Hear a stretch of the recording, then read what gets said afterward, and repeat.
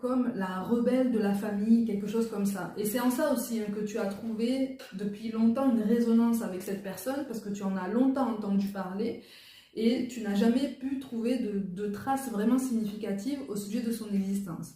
Donc en fait, on te dit que là, tu vas trouver des documents, il y a quelque chose qui est vraiment de l'ordre de la persistance, de la persévérance personnelle qui va te mener à ton objectif. Mais ça va simplement te confirmer dans tes intuitions déjà actuelles. C'est-à-dire que ton envie et ton attraction pour la Norvège et l'Irlande ne sont absolument pas injustifiées.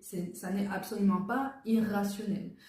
Ton attrait pour les métiers artistiques et notamment visuels comme la photographie, ça n'est absolument pas irrationnel non plus. C'est quelque chose qui est en toi. Et jusque-là, tu ne t'es pas donné la liberté d'exercer ce potentiel, ou en tout cas de l'explorer, ne serait-ce qu'en activité secondaire, ou en tout cas ça a été vraiment un hobby au maximum jusqu'à présent. Et en fait on te dit que là tu peux vraiment envisager de te lancer sur du long terme dans ce genre de domaine si vraiment ça t'appelle. Mais visiblement ça vivra encore pour toi, hein.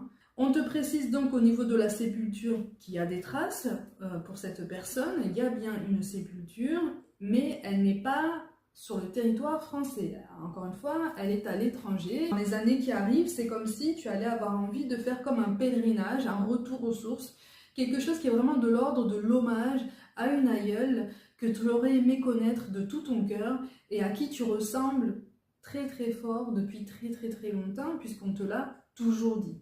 Donc c'est vrai que cette connexion d'âme à âme est quand même assez particulière. Dis-toi que ça n'est absolument pas anodin, hein. Si tu as été orienté dans ces recherches géographiques, dans ces recherches généalogiques, c'est justement pour t'aider à terme à trouver ta place dans ta vie et à adopter et te sentir légitime d'une plus grande liberté de mouvement, une plus grande liberté de choix, pour que ta fille aussi puisse suivre tes traces, hein. Il y avait une forme de culpabilité de ton côté, de ne pas forcément pouvoir répondre potentiellement aux questions de la petite quand elle serait plus grande. Donc en fait, tu étais en train d'anticiper depuis un certain temps déjà. Tu vas avoir les réponses dans les 6 à 8 mois qui suivent le jour où tu visionnes cette guidance. Alors, c'est à titre indicatif, encore une fois.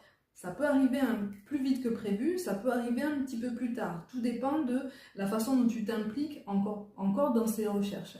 Mais si tu restes dans cette constance et si tu restes dans cette persévérance, ça peut arriver en moyenne dans ce genre de délai. Donc c'était une guidance toute particulière, mais visiblement je m'adresse à d'anciens enfants déracinés, ou avec ce sentiment d'être déraciné, d'être presque hors du temps, hors d'une époque, hors d'une famille,